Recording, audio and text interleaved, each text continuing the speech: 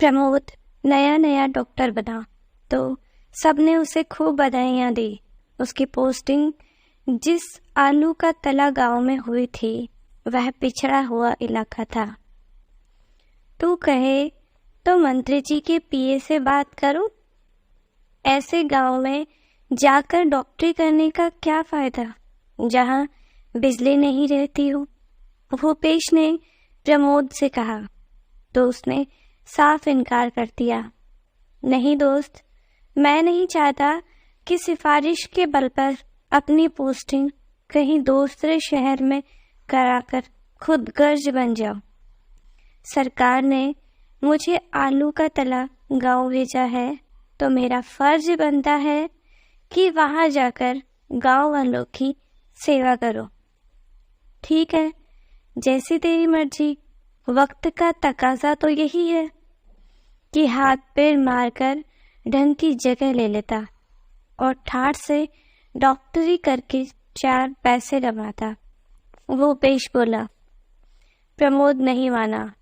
उसकी शादी 2 महीने पहले ही पूनम से हुई थी।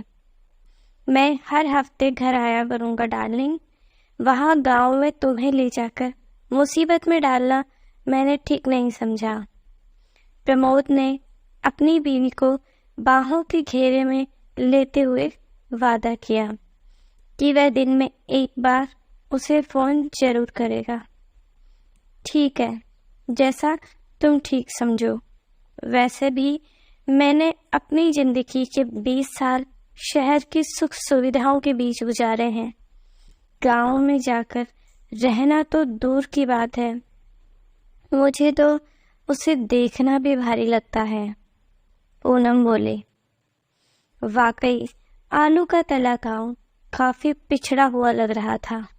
जिस समय प्रमोद वहां ड्यूटी ज्वाइन करने पहुंचा वहां बिजली नहीं थी। गर्मी और पसीने से तरबतर हो रहे प्रमोद को वहीं पड़े गत्ते के टुकड़े से हवा खानी पड़ रही थी।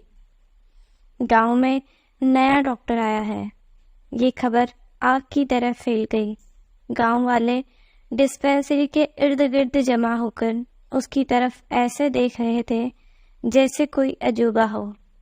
प्रमोद का क्वार्टर वहीं डिस्पेंसरी के बगल में था, इसीलिए वह काफी समय इलाज के लिए मुहैया रहता और फिर खाना खाने और सोने के लिए क्वार्टर में चला जाता।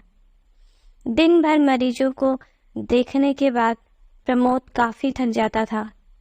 थकान की वजह से खाना बनाने का काम उसे बहुत मुश्किल लगता था, लेकिन वह जैसे तैसे कुछ खा पीकर सो जाता था।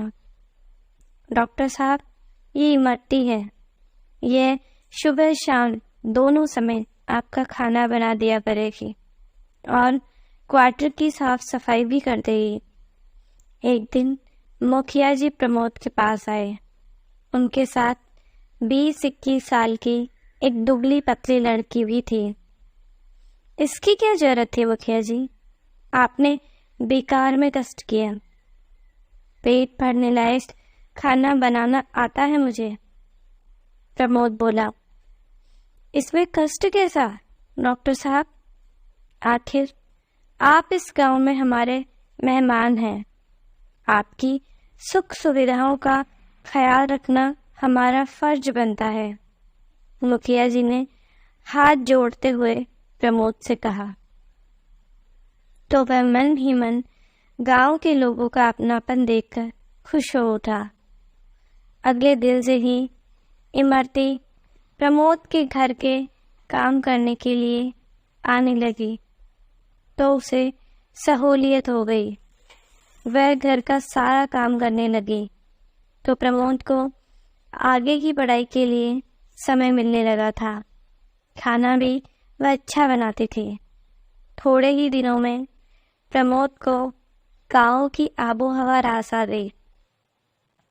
सब लोग इज्जत की नज़र से उसे देखते और मिलने पर बड़े अदब से पेश आते। लोग बेकार में ही गांव को बदनाम करते हैं। मुझे तो यहाँ किसी किस्म की तकलीफ नहीं है। मैं तो कहता हूँ कि शहर के मुकाबले यहाँ की ज़िंदगी ज़्यादा अच्छी है। प्रमोद अपनी पत्नी पूनम से फ़ोन पर कह रहा था। आप गाँव को इतना पसंद करने लगे हैं, कहीं वहाँ पर किसी पर दिल तो नहीं आ गया आपका? उधर से पूनम के खिलखिलाने की आवाज़ आई। ना बाबा ना, तुम औरतों के दिमाग में तो हर वक्त शक का कीड़ा ही घूमता रहता है। फिर जिसकी बीवी तुम जैसी खूबसूरत हो वह भला यहाँ वहाँ मुँह क्यों मारेगा? प्रमोद बोला। एक दिन इमरती खाना बना रही थी। प्रमोद किताबें पढ़ने में खोया हुआ था। डॉक्टर साहब, आपको अपनी बीवी से मिलने का मन नहीं करता? वे वहाँ और आप यहाँ, अकेले कैसे मन लगता है आपका? सब्जी काटते हुए इमरती ने कनखियों से देखते हुए पूछा। तो प्रमोद चौंक गया। तुम अपने काम से मतलब रखो इमरती, मुझे ये सब बिल्कुल पसंद नहीं। प्रमोद उसके हाव भाव ताड़कर बोला। तो इमरती हंस दी। उस दिन के बाद से प्रमोद ज़्यादा सावधान रहने लगा। उसने सुन रखा था कि गांव की सीधी सादी दिखने वाली औरतें ज़रूरत से ज़्यादा चालाक होती हैं, इसीलिए वह इमरती को मुंह नहीं लगाता था। उधर इमरती कुछ ज़्यादा ही करीब आने की कोशिश में थी। अक्सर झाड़ू पोछा लगाते समय जानबूझकर वह अपना पल्लू हटा देती थी ताकि प्रमोद की नजरें इनायत हो सके। बारिश शुरू होने वाली है इमरती, तुम जल्द से अपना काम खत्म करके घर चली जाओ। उस शाम आसमान में घिरे बादल और बिजली चमकती देख प्रमोद ने उससे कहा। इमरती ने हाँ में सिर हिलाया। वह जानती थी कि प्रमोद को खुली बातचीत पसंद नहीं है, इसीलिए वह काम खत्म करके क्वार्टर से निकलने लगी। तभी अचानक से तेज बारिश शुरू हो गई। इमरती पूरी तरह भीग गई। रास्ते में पानी बढ़ता देखकर वह उल्टे पैर लौट आई। दरवाज़ा खोलिए डॉक्टर साहब, मुझे तेज ठंड लग रही है। इमरती गेट बजाते सुनकर मजबूरी में प्रमोद को दरवाज़ा खोलना पड़ा। सामने इमरती खड़ी थी, पूरी तरह भीग चुकी थी।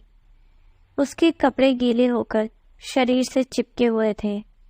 भीगे कपड़ों में वह गजब ढा रही थी।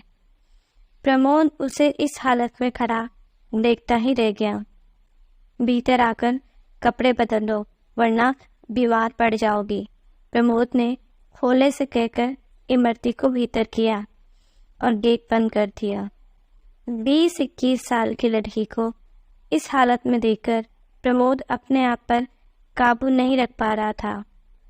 जनाना कपड़े क्वार्टर में नहीं थे। प्रमोद ने उसे अपना तौलिया और लुंगी दे दी ताकि वह कपड़े बदल सके। इसी दौरान इमरती ने जानबूझकर ब्लाउज उतार दिया और कोने में खड़े होकर कपड़े बदलने लगे।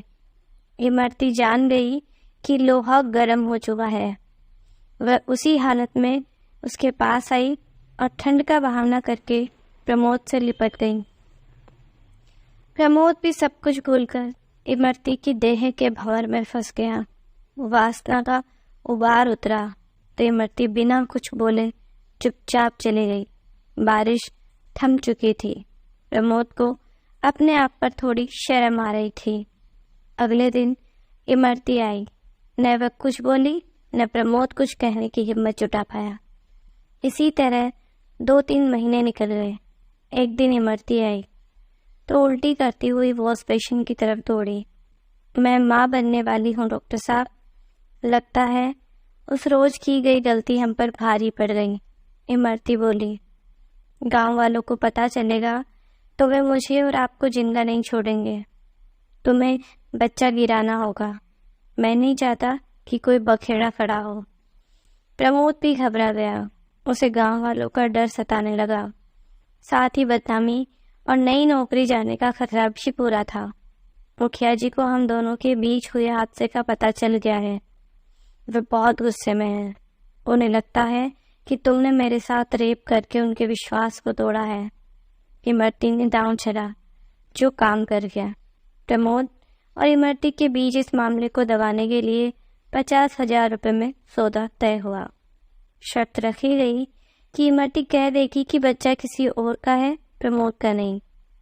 फिर किसी दिन शहर जाकर चुपचाप उसे गिरा देगी। प्रमोद सौदे से खुश था कि चलो सस्ते में पीछा छूट गया। 1-2 महीने की तनख्वाह देकर बदनामी से तो बचे। एक हादसा समझकर प्रमोद इस घटना को भूल गया। एक रोज एक शख्स डिस्पेंसरी आया। उसने बताया कि इमरती बांझ औरत है। किसी जन्मजात कमी की वजह से वह कभी मां नहीं बन सकती। इस हकीकत का पता लगने पर उसके पति ने उसे छोड़ दिया। तब से वह झूठी कहानी बनाकर पैसे वालों को अपने जाल में फंसाने का धंधा कर रही है। अब तक वह कईयों के साथ ये खेल खेल चुकी है। और मुखिया जी, मेरे पास तो उसे वही लाए थे, वे क्या कहते हैं?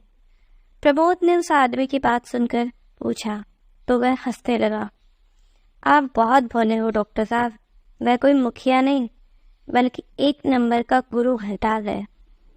इमरती उसी का मोहरा बनकर शिकार फांसती है और फिर दोनों आधे आधे पैसे बांट लेते हैं, उस आदमी ने बताया। प्रमोद का गांव से मोह भंग होने लगा था। बेईमानी और मक्कारी की हवा गांव तक पहुंच चुकी है। ये सब कुछ भोगने के बाद उसकी सारी गलतफहमी दूर हो गई। भूपेश, तुम जल्दी मंत्री जी के पीए से मिलना और मेरी पोस्टिंग यहाँ से किसी अच्छी जगह करवाने की बात कर लेना। प्रमोद ने अपने दोस्त भूपेश को फोन लगाकर कहा। आलू का तला गांव से उसका अब मन उचाट हो चुका था। तो दोस्तों, आपको हमारी ये कहानी कैसी लगी प्लीज़ कमेंट में ज़रूर बताइए। और क्या डॉक्टर साहब के साथ सही हुआ प्लीज़ कमेंट में ज़रूर बताइए। चैनल को लाइक एंड सब्सक्राइब करना मत भूलिए। Thank you.